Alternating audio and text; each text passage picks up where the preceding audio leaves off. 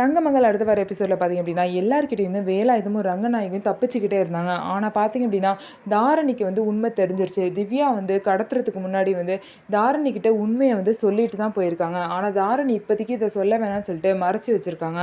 அதே மாதிரி ஹாஸ்பிட்டல்லேருந்து அவங்க க்யூர் ஆகி வந்தோன்னு பார்த்திங்க அப்படின்னா இந்த விஷயத்தை முத்துப்பாண்டி அதுக்கப்புறம் ஹாசனின்னு சொல்லிட்டு எல்லாருக்கிட்டையும் இந்த விஷயத்த சொல்கிறாங்க.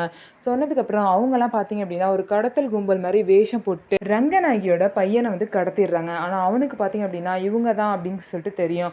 ஆனால் இது ஒரு கடத்தல் கும்பல் அப்படிங்கிறத ரங்கநாயகிக்கு ஒரு வீடியோ எடுத்து அனுப்புகிறாங்க. நாங்கள் உங்கள் பையனை கடத்திட்டோம், நீங்கள் மட்டும் இப்போ திவ்யாவை கடத்தி வச்சுருக்கோங்க எல்லாத்தையும் விடலை அப்படின்னா அவங்க பையனை சும்மா விட மாட்டேன்னு சொல்லிட்டு மிரட்டி வீடியோ அனுப்புகிறாங்க. இதை பார்த்து ரங்கநாயகி ரொம்பவே பயந்துட்டாங்க. ஆனாலும் வேலாயுதம் இதெல்லாம் பொய்யானது மாதிரி தெரியுது, இவங்களால பார்த்தா கடத்தல் கும்பல் மாதிரி தெரியலன்னு சொல்கிறாங்க. இருந்தாலும் தன் பையனுக்காக அவங்க ரொம்பவே துடிக்கிறாங்க.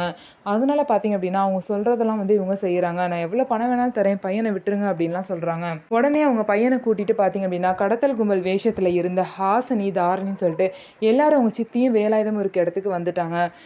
பார்த்திங்க அப்படின்னா திவ்யாவையும் காப்பாற்றி கூட்டிகிட்டு போயிடுவாங்க. அதே மாதிரி அவங்க சித்திக்கும் வேலாயுதக்கும் சரியான தண்டனையும் வாங்கி கொடுக்க போகிறாங்க. இந்த மாதிரி தான் வரப்போகிற எபிசோட்லாம் நடக்க போகுது. நம்ம வீடியோ உங்களுக்கு பிடிச்சிருந்தா நம்ம வீடியோவை லைக் பண்ணிக்கோங்க. மறக்காமல் நம்மளோட சேனலை சப்ஸ்கிரைப் அண்ட் ஹைப் பண்ணிவிட்டு பாருங்கள்.